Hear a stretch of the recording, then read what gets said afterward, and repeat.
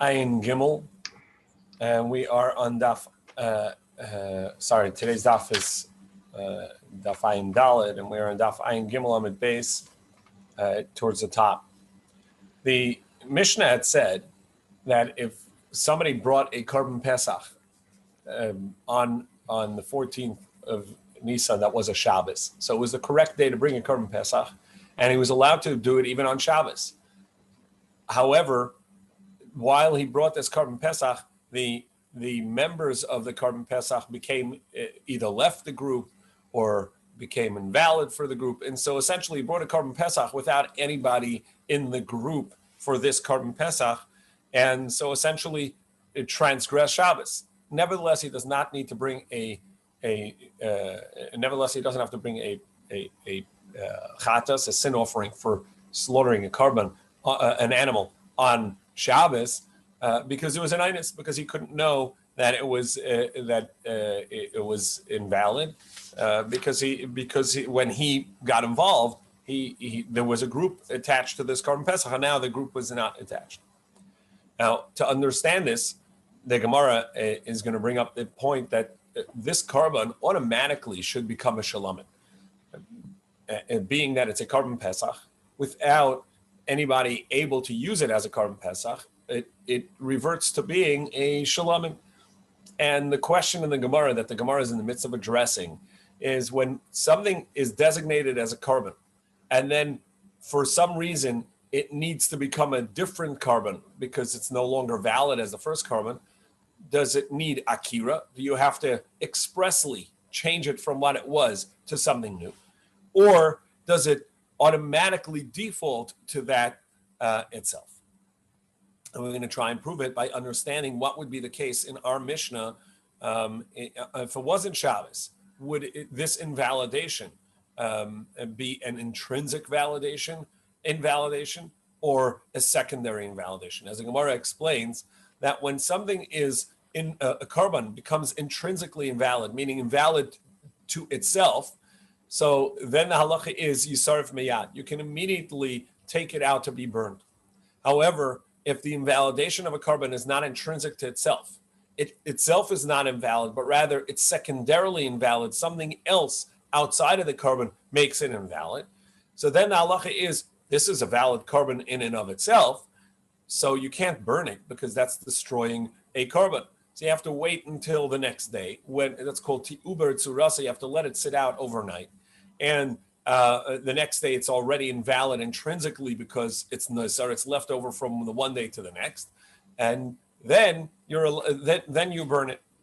So the question of whether or not you need akira, whether a korban that it was designated as one korban and then is no longer valid as its original korban, so it needs to be a different korban, whether that is akira, requires akira, expressly stating that it's something else, that it's the new thing, or it defaults, it automatically becomes that, will also help us understand whether or not this is a invalidation to itself, and therefore to uber tzurasa it gets it becomes in you burn it right away. You sarf miyad, you burn it right away, or to uber tzurasa you have to wait for it for the next day.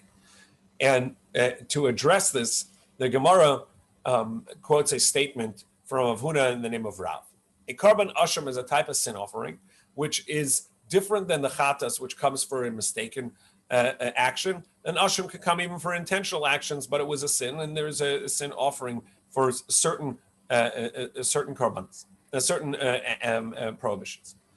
And however, the halacha is this is only true if the owner that designated this animal for their own sin it still needs that atonement. So he's either still alive, so if he died, or if he had designated a separate korban, another korban, and brought that one, so this one no longer is necessary for that person.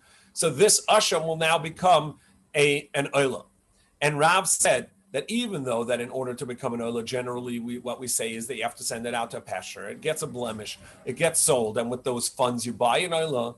If you shechter that very animal and without any intent, it defaults, automatically becomes an oila. Shochte stam kosher la'olam. And then Gemara says from this we can learn that from here we can learn that he doesn't require that you expressly change it from what it was originally, but rather it defaults into that position. It becomes, as soon as you shecht it, it becomes that which it's meant to be in, even though it's not what was designated, but it's meant to be in within this the current circumstances.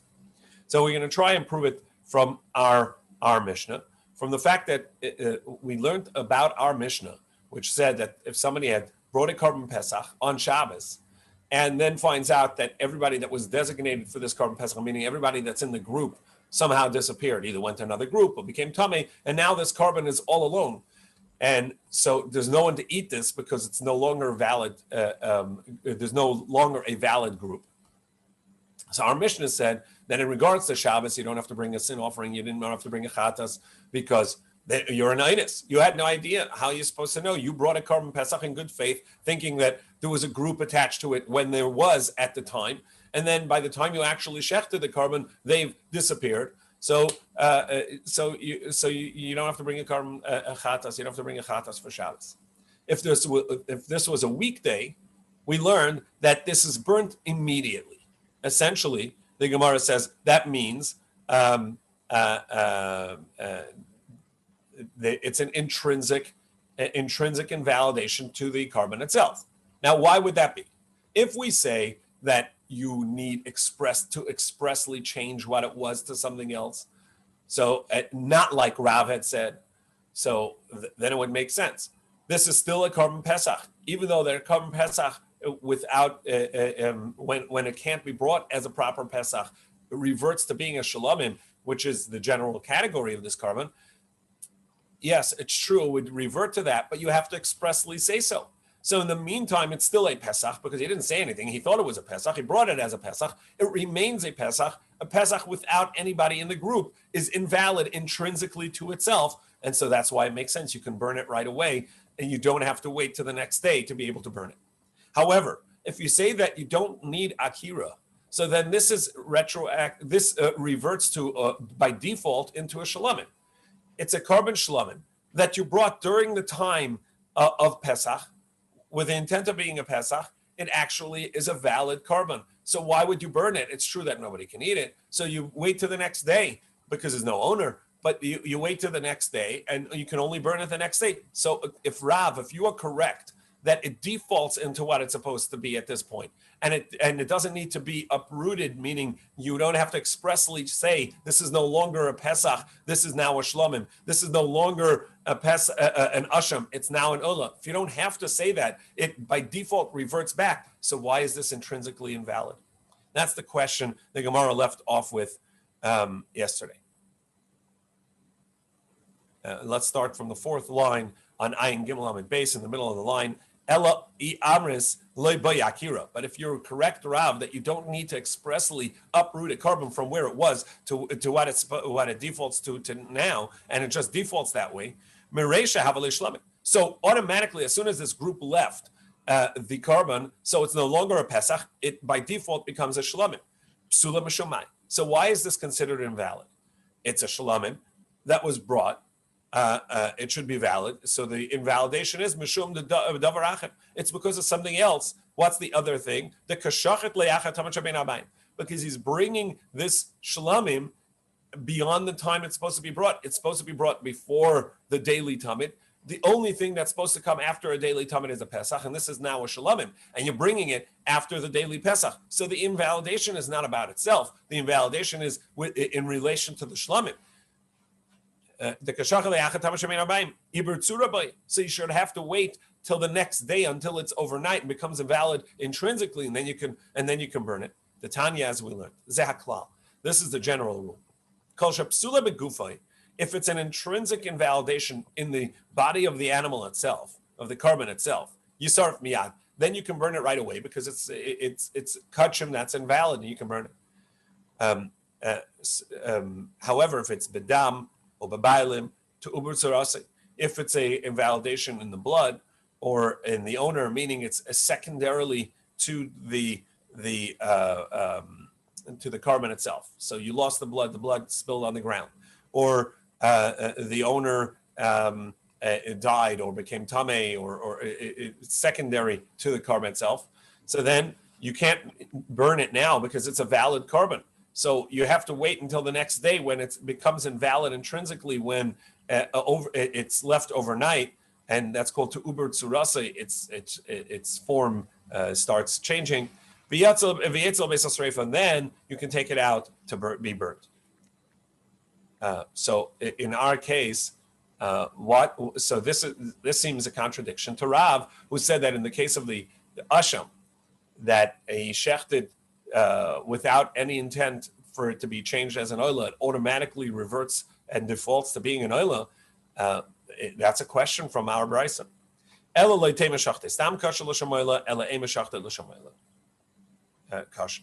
Rather, so we're going to have to change what Rav said. Not that if you just without intent brought this asham, it automatically defaults to being an oila. No, if you brought it as an oila, meaning you expressly stated that it becomes an oila, it's kosher, even though you're supposed to have let it out into a pasture to get a blemish to be sold, and with the funds you buy a new oila. If you expressly brought it as an oila, it's going to be valid. Alma bayakira. So that would then indicate to us that you do require it to be uprooted. And what about according to the opinion of Rabbi Tzvi Fischer, who says that the conclusion in the academy amongst the students was that you do not need akira? And even though that we said that you need akira in an earlier halacha in regards to the Korban Pesach, he said no, that's only in a very unique case, a specific case.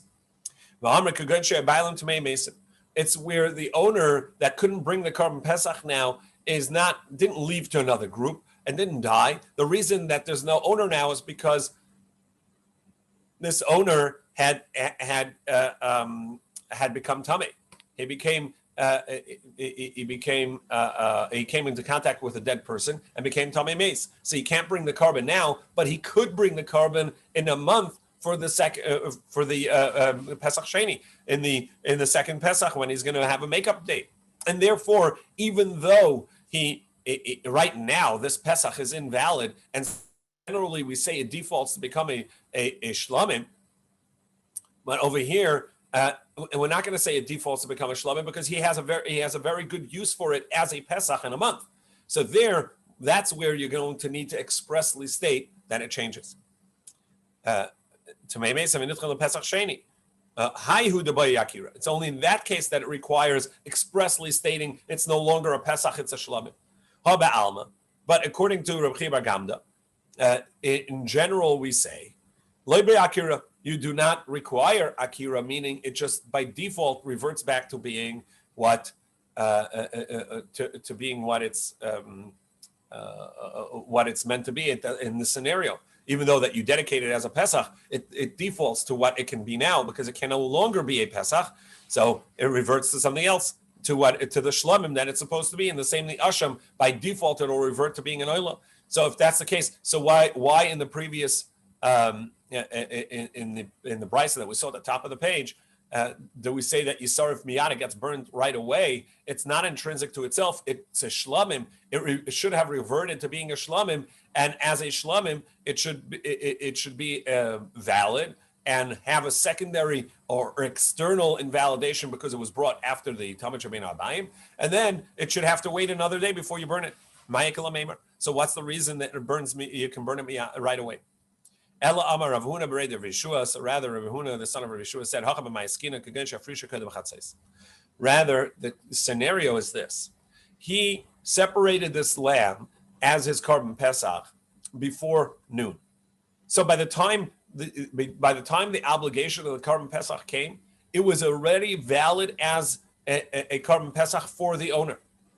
And it is after Chatzos, or a half hour after Chatzos, when the time of the Korban Pesach properly sets in. As we saw at the beginning, there was a question of if that's immediately at noon or a half hour after noon when the shadow of the walls of the Beis HaMikdash can be seen. Either way, when the moment of the Korban Pesach obligation starts, the owner was there, and so it was sort of sealed in, locked in as a valid Korban Pesach. The Havalei Nira, because it was worthy of being brought. And only thereafter, after it was worthy of being brought, v'nidche, that's when it became invalidated. V'chol hanira v'nidche, and anything that was worthy and then became invalidated, shuvei nechaz v'nira. It can no longer become a valid carbon. And this is a question, a general rule, nira v'nidche, if something has become a valid carbon and then nidche invalidated, does it then become completely invalidated and can no longer revert to a shlama or anything? So Gemara says, okay, wait.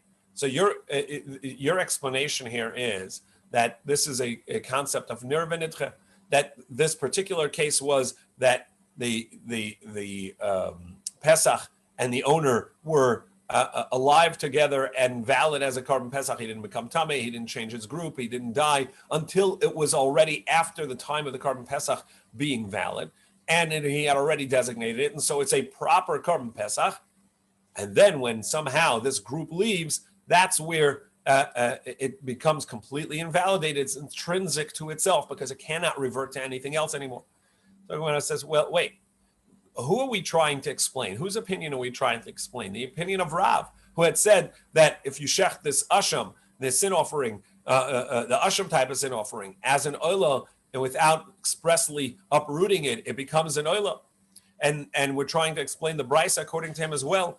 Well, Rav. This is according to Rav. Amar Rav, but Rav is of the opinion that a live animal never becomes invalidated. It can revert to anything. It doesn't become a pushed away and remains away a completely invalidated carbon. So that's not going to be a good explanation. We can't say the reason is because it became nidche. Ella Amar of Papa Hamani Rabbi Eliezer. So rather, Rav Papa explains, you know what's going on here? This is the opinion of Rabbi Eliezer. The Amar, it said, what was our question?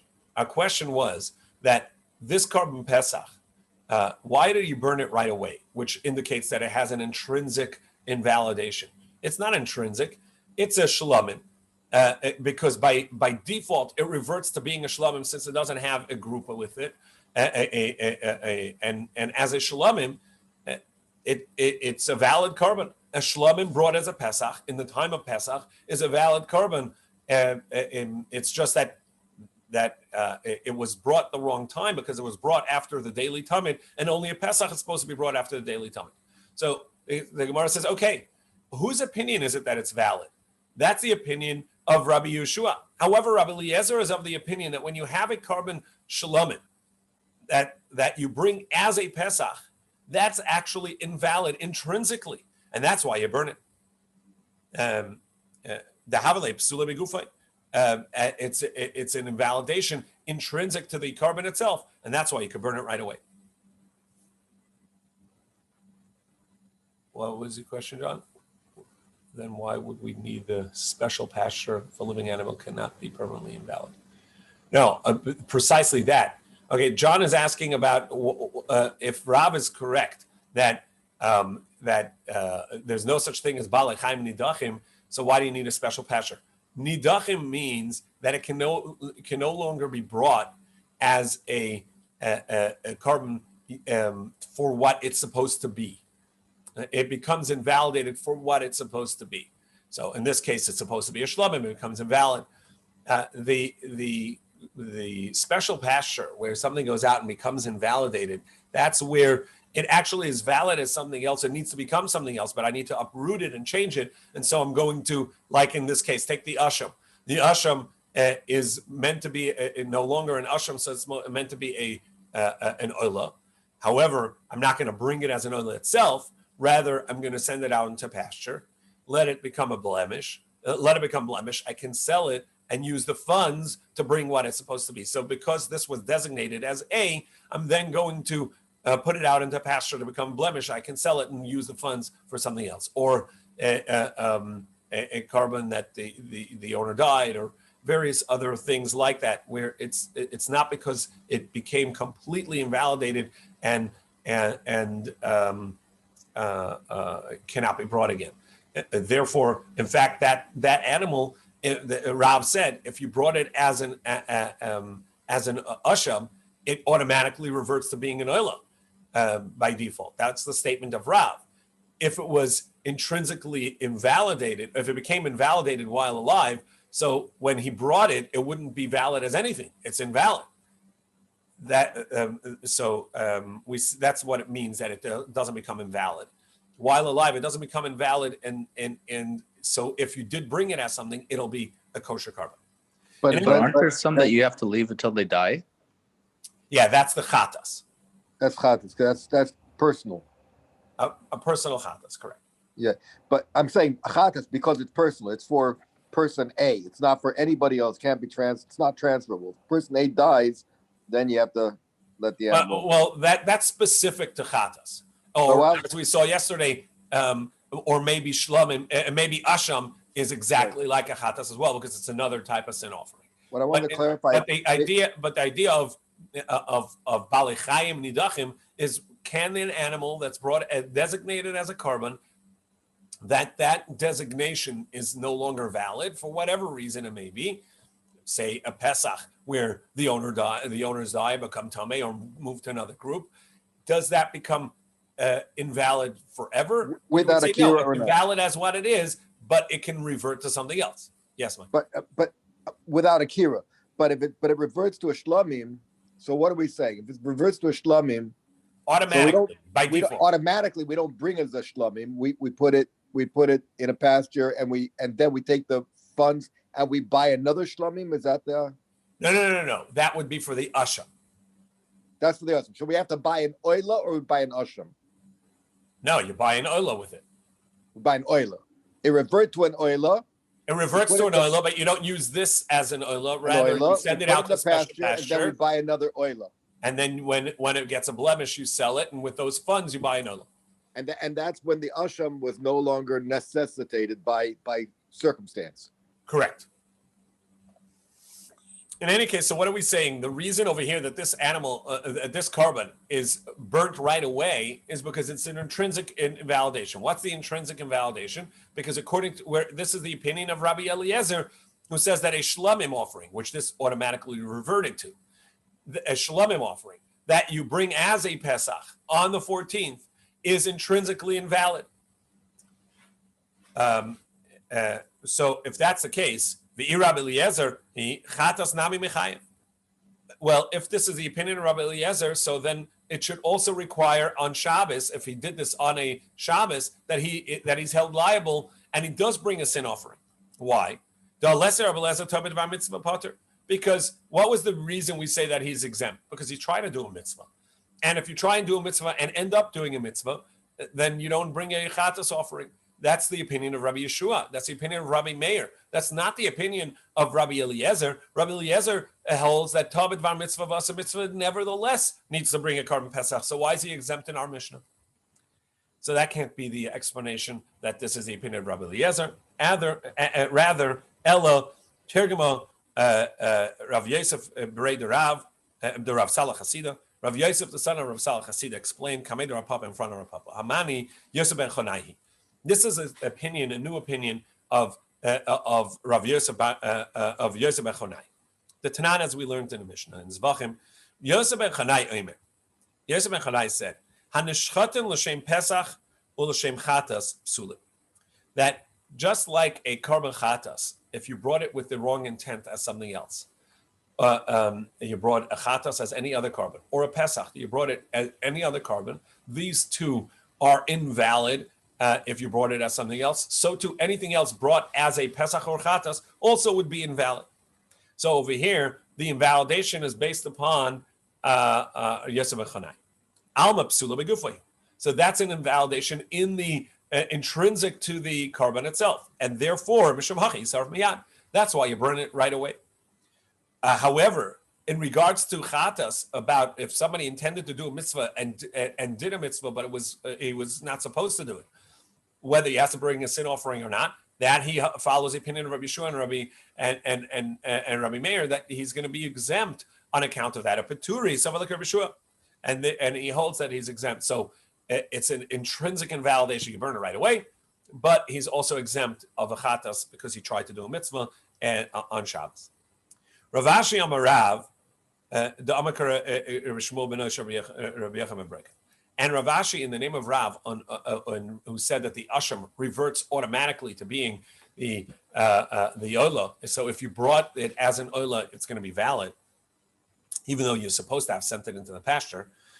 He follows the opinion of Rishmol, the son of Rabbi Yochanan ben Breka. The Tanya Rishmol ben Rabbi Yochanan ben Breka, Eimer, Im Yeshos b'yom leida im moshcha b'aylam asideim oisha mesu oisha nitmu chayev. That in this particular case, over here, in regards to the Pesach, even though it automatically reverts to being a shalamim, the invalidation is intrinsic for another reason, because Rabbi Yochanan, Rabbi Shmuel, the son of Rabbi Yochanan ben Breka, said that if there was enough time for whoever shechted to have checked and made sure that the owners, the group, is still connected to this carbon, so then then he's going to transgress, and for Shabbos he should have checked. But it's not intrinsic invalidation to itself. Rather, it's a invalidation that's secondary, and therefore you have to wait till the next day, and only then can you burn it. Now, my time, what's the reason that you can't burn it right away? Must be because it defaults automatically to being a shlamim. You don't need to uproot it and say, oh, it's not a Pesach, it's a shlamim, and therefore, since it automatically reverted to being a shlamim is not intrinsically invalid on the 14th day of Nisan. It's only that it was brought at the wrong time. That's secondary invalidation. So Gemara says, no, that's not the reason. How do you know that that's the reason? Dilma, perhaps the reason something else. Maybe it's like the teaching that was brought in the Academy of Rabbi Barabua, the Amar, which said, Afila Pigel Nami by Ibertsura, that even Pigel, which is perhaps the most severe of the intrinsic invalidations. Pigel is when somebody intended to eat the carbon beyond its time, where that intrinsically invalidates it, and anybody that eats it is kares. It's a very severe invalidation. That even that invalidation, which is as intrinsic to the carbon itself that can be, and yet it's by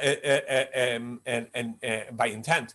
And yet it's going to not be burned right away. You only burn it the next day. So you see that this brisa that was taught in the Academy of Rabbi Barabua says that you never, even intrinsic invalidations, you don't burn right away. And that's maybe the reason of Rabbi Yochanan, Shmuel, the son of Rabbi Yochanan ben Breka, that says that you don't burn it right away. You wait till the next day. The Yalef of another because they learn the comparison of the word nosar, oven, by nosar, by a carbon that's left over to the next day beyond its time, that it's invalid and needs to be burned. So too, pigel, the eloy and sort of prove it to you, because if you're not going to say that, nitmu bailamai kalamema. What about in the case where the owners became tamei, which is one of the lists in the Mishnah? That one of the reasons that this would have reverted, that this is not a kosher carbon right now, is because the owners became tamei. And in that case, for sure, you need to expressly change the carbon and say that it's a shlamim. Why doesn't it revert by default? As we explained before, that a carbon pesach, what's the reason we say that it reverts by default into a shlamim? Because there's no other use for this anymore. It's not Pesach. You can't bring it as a Pesach. You can't bring it next year Pesach because it has to be within its first year of life. So what's it going to be? There's nothing else that you can do with this, so it reverts to being a shalamim. However, if the owners, this group that's attached to this carbon, became tamei, they actually need it for the next month, with the 14th of Iyar, when they're going to bring at Pesach Sheni, where they're going to bring the carbon Pesach. So they actually need this as a Pesach. So it doesn't automatically revert to being a shlamim. It doesn't default into being a shlamim because they need it as a Pesach. And only if they expressly uproot it does it become a shlamim. Well, and yet in the Mishnah it lists it together with the others. So must be that you do in our Mishnah, even if you need it to be expressly uprooted, and nevertheless. We say that it gets burned. The Bryce says it gets burned right away, and the Mishnah says that you're exempt of a carbon of a chatas on Shabbos. The Amar B'chi Bar Gamda, and as we explained in the name of B'chi Bar Gamda, that you do need to uproot it if the owners can still bring this carbon for the Pesach Sheni. So we have to say this is a opinion of Yosef ben Chanai, who says that a Pesach brought as a shlamim brought as a Pesach is intrinsically invalid, and that's why it needs to be burned right away. With this, we complete the sixth parak of Pesachim. Elu Dvarim, we shall come back to you, Bez Hashem Yisbarach.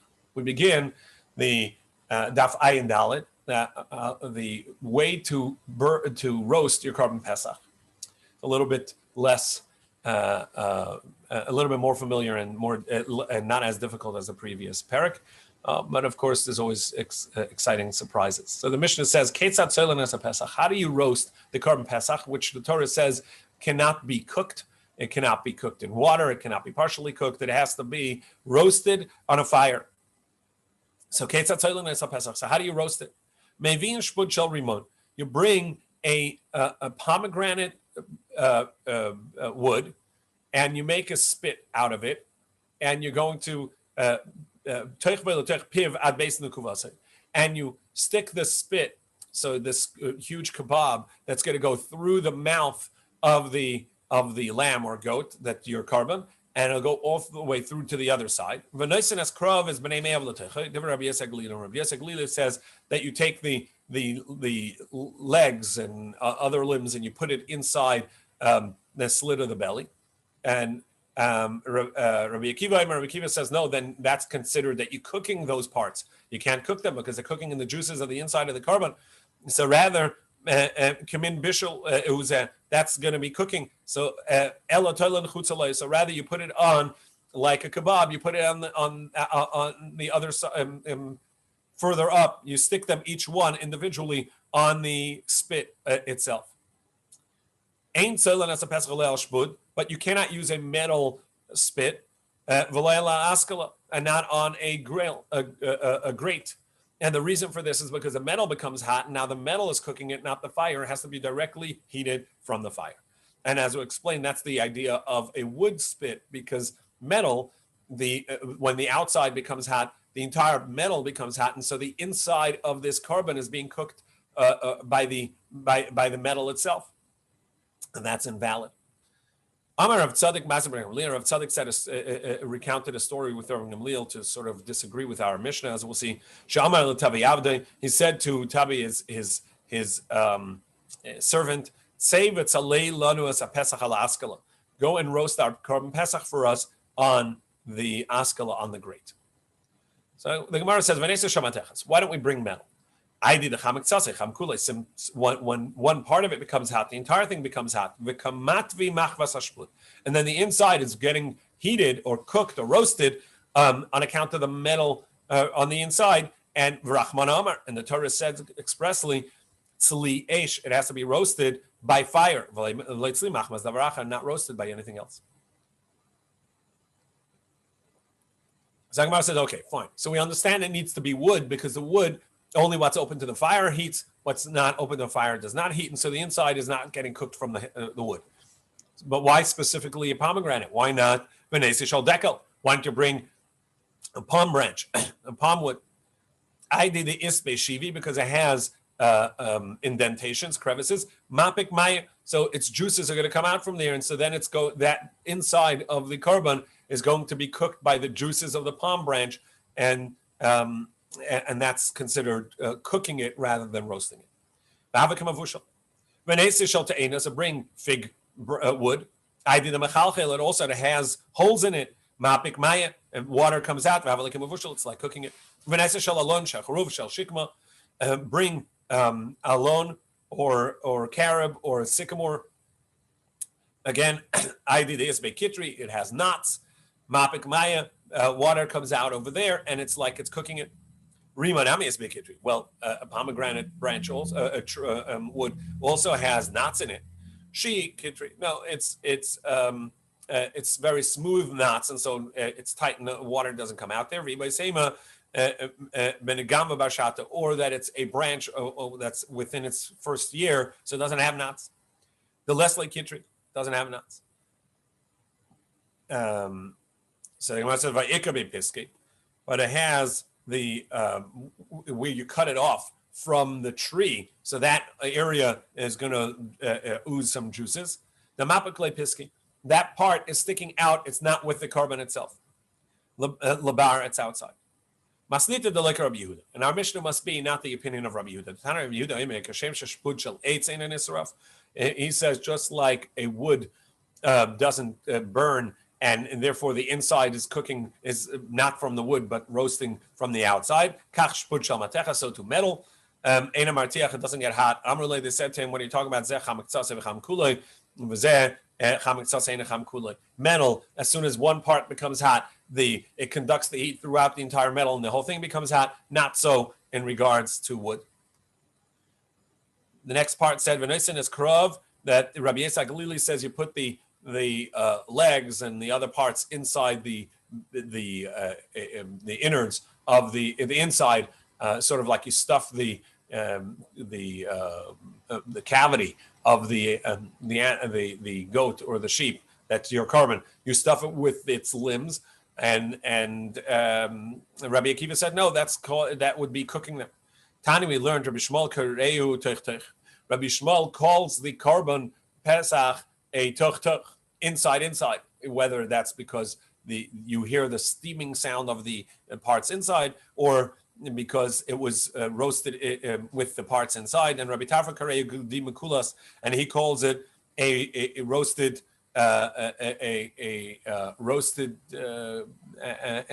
roasted meat with a cap on it, essentially, because the parts that are the kebab that's on it, the parts that go up on this on the spit spit is going to be like a crown or a helmet on the animal. Tanarabana, Ezu Gedi Mekulas. What is a Gedi Mekulas?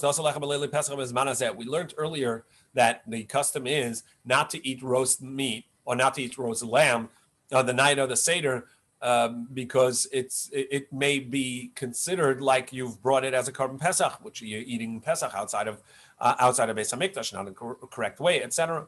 So what would be considered that prohibition?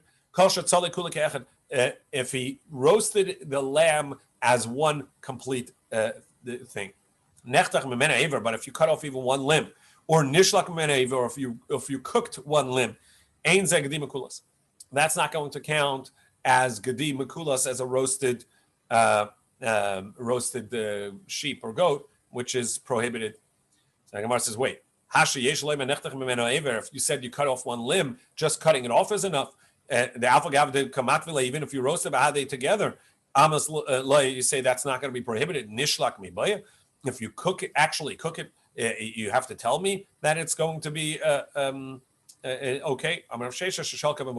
No, he cooked it while it's still whole. So he kept the lamb as one whole entity, roasted it, and then cooked one part. And nevertheless, it would not be the total prohibition. We mentioned then, and I'll just quickly mention again, that the minhag nevertheless is not to have roasted lamb at the Seder, even if you don't cook it whole. Amar Rabba said, Haimul Yosa Sharia. The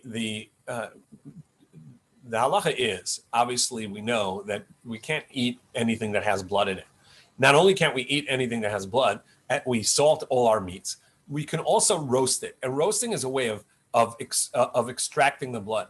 So if you don't salt your meat, but rather directly put it on the fire, that also extracts the blood.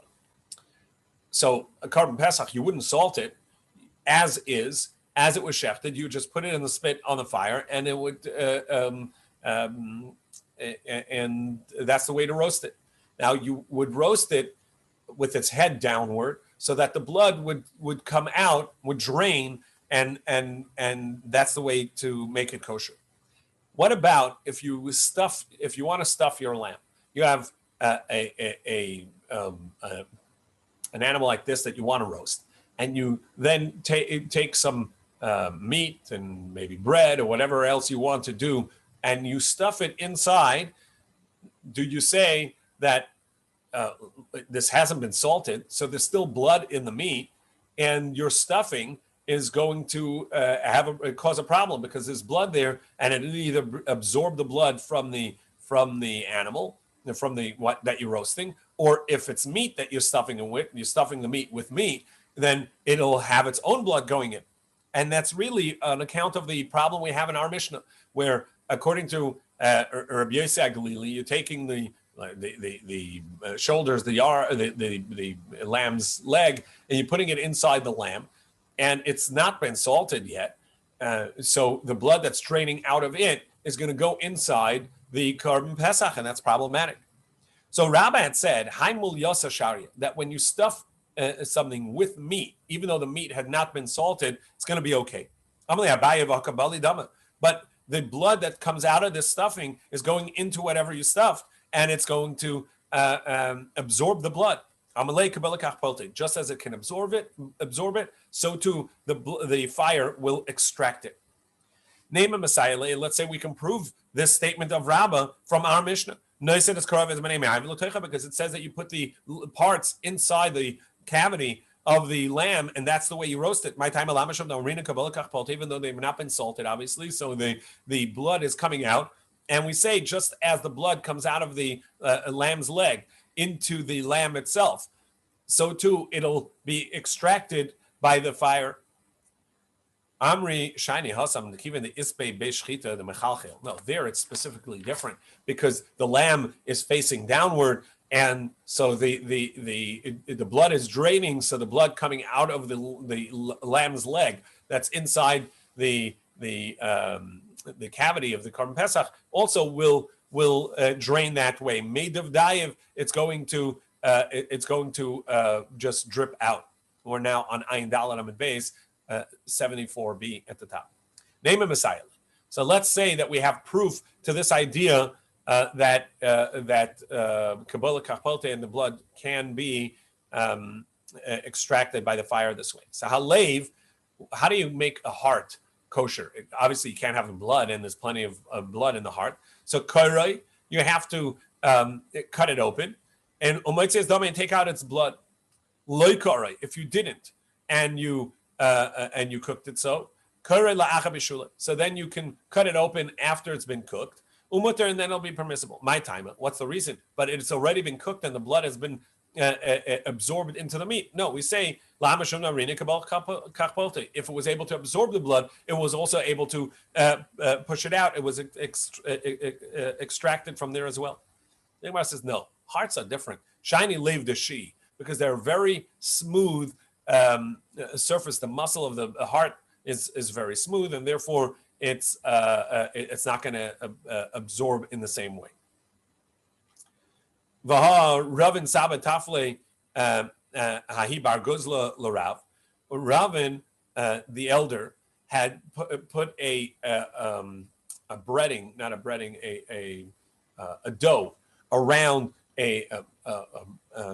some bird that he cooked for Rav. And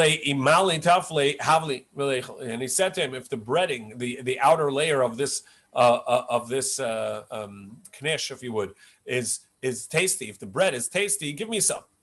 And so you see that even though that it had not been salted, the roasting of that was sufficient. And so you see that even though it may have absorbed blood, the reason is because we say that the heat would have extracted the blood as well. So the Gemara says, yeah, hahi besmida. That's talking about a fine flour. Fine flour would do that. It wouldn't absorb the blood in that way. The mafre, because it crumbles.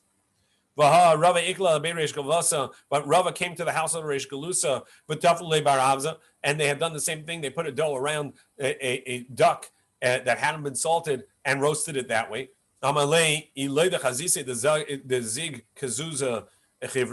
And he said, if I hadn't seen that the juices coming out of the duck were as clear as glass, I wouldn't have eaten from it, because if there was reddish juices coming out, then I would assume it's blood.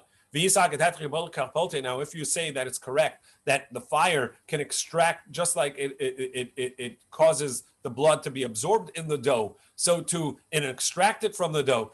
My area kizig Who cares if it's clear juices coming out? Even if it's reddish juices coming out, nami, it should also be okay. So it says no, hasam bechivrasa. That's talking about not such fine flour, so it would have absorbed the blood and kept it in it, and that's why it would have been the sharir. It's more absorbent. Vehilchasa, and so the halacha is the smida, fine flour, bein asmik, bein le'asmik, regardless if the juices are red or not. Sharia, it's going to be permissible because the roasting of it, the fire will extract it. The chivrasa, however, if it's the less fine flour, izig, kazuga, chivri, sharia. If it's clear juices coming out, it's permissible. The loy asir, and then it's going to be prohibited. However, the shar kamachim, all other flour, asmik, asr, if it's reddish, it's going to be prohibited. Loy asmik, if it's not red, shari, it's going to be permissible. And tomorrow we'll continue with the haimolisa, with the stuffing itself. Yashakach.